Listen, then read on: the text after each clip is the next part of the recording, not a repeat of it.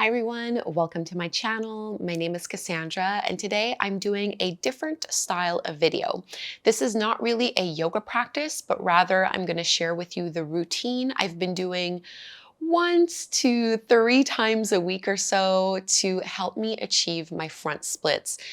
I wanted to do the splits for as long as I can remember, and there are certain times in my life where I've been able to do them, but for the most part, I just really struggle with this certain pose. We all have our strengths and our weaknesses. There are some ways in which my body is very flexible. There are some poses I can easily do, and there are others, like the ones that require hamstring flexibility, that are just really difficult. They don't come naturally to me. Hamstring flexibility, they just seem to be chronically tight. I've injured my hamstrings a lot over the years as well. It's just been a difficult part of my body, but I'd say maybe 5 or 6 weeks ago, I kind of set that goal to myself to work on this a little bit more consistently and see if I could just kind of train myself in a different way to achieve the front splits. So it's not really a traditional yoga class. I'm just going to show you my routine and maybe it's something that would work for you as well. This uses a lot of props. So I'm going to show you the first thing that I do is to work on the stairs. So if you have stairs, that's great. I also use the wall a lot when I'm doing this. And then I have 2 blocks that I still use to this day. And when I was first starting off, when I had even less flexibility, like 5 or 6 weeks ago, this ball was amazing. It's just this little like 9-inch rebounding ball. It was just the perfect size for what I was trying to do. I'll put a link to this. Pretty sure I just got it off Amazon, so I'll put a link down below if you wanted to get one for yourself. You don't need these props. You can still do this routine without it. They just make everything a lot easier. So let me show you what I do. First thing is I go to the stairs in order to stretch my calves and to stretch the back of the knee. If you do hamstring stretches and like me, you feel most of the sensation behind the knee, it might mean that your calves are too tight. So let's start with that. So first things first, I stretch my calves. I just do this by coming up onto a step just at the ball of the foot, and then I try to let all of my body weight sink into the heels. It helps if you have something that you can hold on to here for balance. And I'll probably do this for about a minute in total. I like to start by bending one leg, so bending one knee, and then more of my body weight is able to sink down into my left heel, and I'm really stretching through that left calf. And I'll probably stay here for about 30 seconds or so before I switch over and do the same thing to the other leg. So the next thing I'll do is work on my lunges, and I like to do this with a wall and with my props. So I don't use the ball anymore, but I'll use it now just to show you what I was doing with it early on. So I like to line up my left toes with the wall, and then I'm just stepping into a normal lunge. So bringing my right foot, my right leg forward. And I start with a traditional variation of a lunge where I have my knee directly over the ankle. If you've done classes with me, this is how I normally teach the lunge. This ball can be really nice to just provide a little bit of support underneath your left thigh if you feel like it's too much for you to let gravity pull the hips lower, and then having the blocks under each hand can be really nice as well.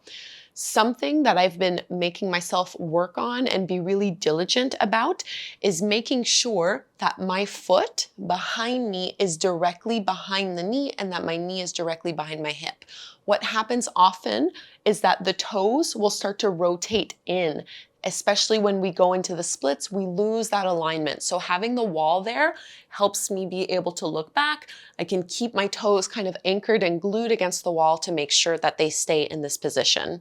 So the ball can be really nice for this. You don't need it. You can also just let yourself sink down.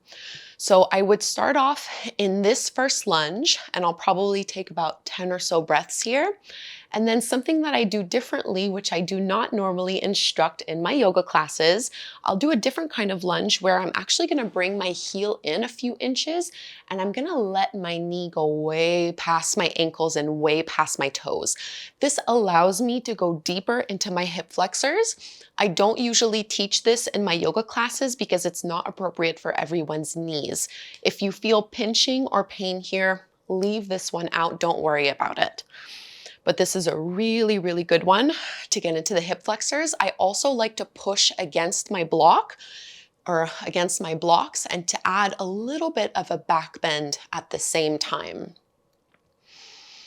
And again, I'm trying to think of keeping that back leg straight and in line. And now I'll do one more type of lunge, so probably another 10 or so deep breaths in this one. And this time I'm gonna do the opposite, where I'm gonna walk that foot forward until I'm almost in a split. So just like that, and then I'm gonna sink my hips down. So I'm getting a little bit of a hamstring stretch here, but I'm just working the hip flexors in a different way. You can also work with that foot being flexed. That can be really nice. The same way that I wanted my back toes to stay in line with my knee, I also want my front toes to stay in line with the knee and the hip. What can happen is that we start to open up to the side. So really try to keep yourself hip width distance apart as you melt and sink down here. And I would add a little bit of a bounce. This is another one, like obviously we're getting into some pretty intense hip opening poses here. So that ball is really, really nice because then I don't even really have to have weight in my hands. Once I've done these lunges, I'm going to move into my half splits pose. This is the same that we would do in yoga, Ardha Hanumanasana. So I'm straightening my front leg. I'm gonna bring that foot in a little bit, and I like to just work on it from a flat back. Again, I'm making sure that my feet are hip width distance apart. You can alternate with flexing and pointing the toes. This is a good one to check in. Do you feel this mostly at the back of the knee? Are you feeling it in the belly of the muscle or higher up towards the hip? And I'll really like flex and point, and I'll bend and straighten. So I'm not focusing on folding all the way down. I'm not really trying to stretch along the spine. I'm really just focusing on the hamstrings here. And I'll hold this for about 30 seconds to a minute or so. And once I've stretched out the hamstrings this way, I'll do one more thing before going into the splits. And this is using the wall. So I'm gonna walk myself back and I'm gonna bring my left knee all the way to the wall with my toes pointing back and then finding some kind of a lunge. Super important, notice how right away the toes want to move to the inside. Keep them pointing up, so I'm keeping that alignment. Two things that you can work on from here, so really getting into the quads and into the hip flexors. You can just push yourself up and try to flatten against the wall, maybe holding that a little bit. Most of the time, instead, what I like to do is to just keep my hands on the blocks and fold on down, or just kind of let my hips melt. And this is a really intense one for sure. Focusing on rolling the shoulders back. And this will probably be another 10 breaths or so here. And finally, I will add my half splits to this intense wall stretch. So I'm just going to straighten that left leg and kind of start to slide it forward, almost as if I was coming into a splits. This is another one where having the block or the ball this time underneath that right leg can be really nice and give you that extra support.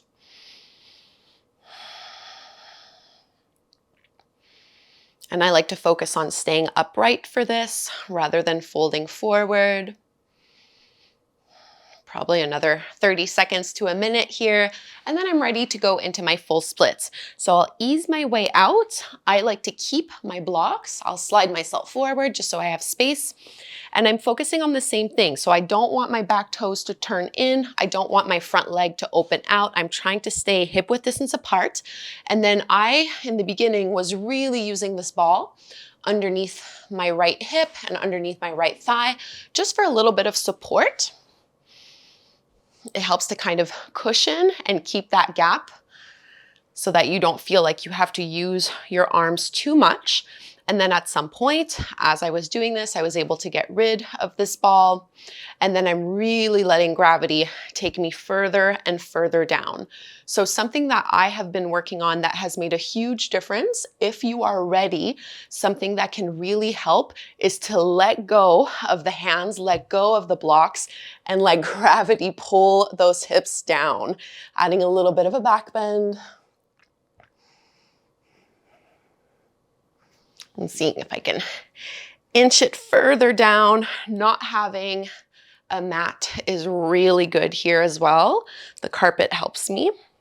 And I will always practice it twice. So what I like to do from here is to come into a pigeon pose. So I'll just kind of let my right hip come down to the mat. I'll bend into my right knee, and then I'll redistribute the weight evenly between both legs.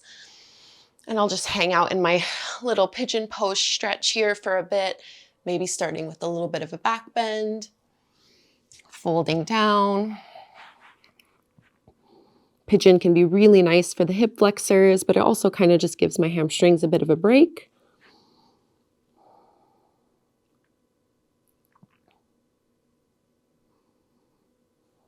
And I'll lift myself back up, and then I'll see if I can make my way into the splits from here, noticing if there's a change. There usually is. So I'm just gonna find that splits again, easing my way down. And again, so this is a really nice one. You can keep the ball underneath you. You can have the block underneath you. Ooh, and I'm just wiggling myself down. I'm pretty much there, almost there.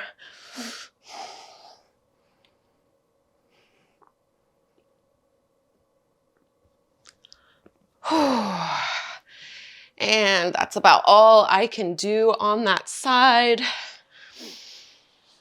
And extend the legs out, shake it out. And then I pretty much do everything all over again on the second side.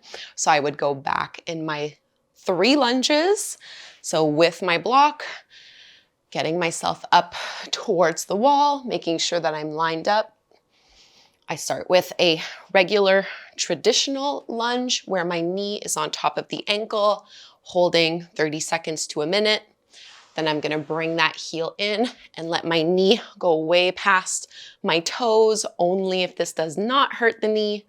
Then I'm gonna do more of a almost semi-split version so that I'm starting to engage through the hamstrings as well. The foot can be flat or flexed here. And then I'm gonna go into my half splits. This is what I've been doing. Flexing and pointing through that foot, bending and straightening that left leg. Then I'm gonna make my way to the wall, making sure that my toes are pointing straight up. In this lunge, first I work on just being up straight towards the wall. Then I let myself sink into the lunge. Of course, I'm flying through here. I would be taking a lot more time, but I just want to show you real quickly what the sequence is. Then I'm adding my half splits.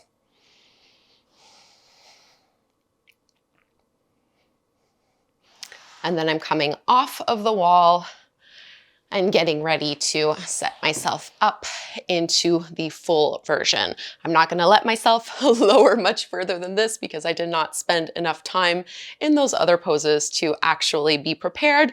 But from the splits, I like to work on lifting my arms up overhead and letting gravity pull me down. When I do the splits once, I take a break. I go back into my pigeon pose, and then I try the splits one more time, and usually second time around is a lot easier.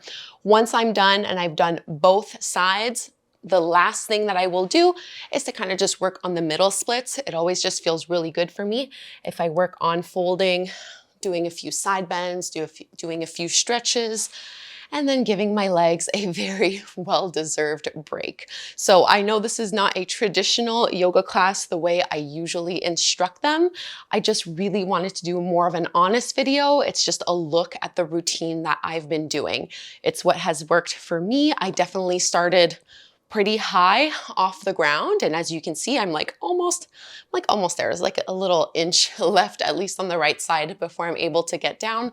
But it's worked really well. And again, I haven't been super, like I'm not doing this every single day. I do it 1 to 3 times a week. It takes me about 15 minutes and I've had some really good results with it. So if this was something that you would do every day, I'm sure you would get even faster and even better results than what I am getting. So if you dream of being able to do the splits one day, just like me, I hope that this video is helpful. Keep me posted. Let me know how this goes for you, and good luck reaching the splits. Remember, it's just a pose. We don't have to take it too seriously. It's okay if it doesn't work out quite the same way, and it's okay if it takes you a really long time to get them. This is a huge, huge pose. It's a big deal, and it's harder for some than it is for others. A lot of it just depends on your anatomy and how your body is shaped. It also depends on your starting point. So be kind to yourself, be patient, have fun with it. Thank you for watching, and hopefully you will practice with me in a more traditional style yoga class sometime soon.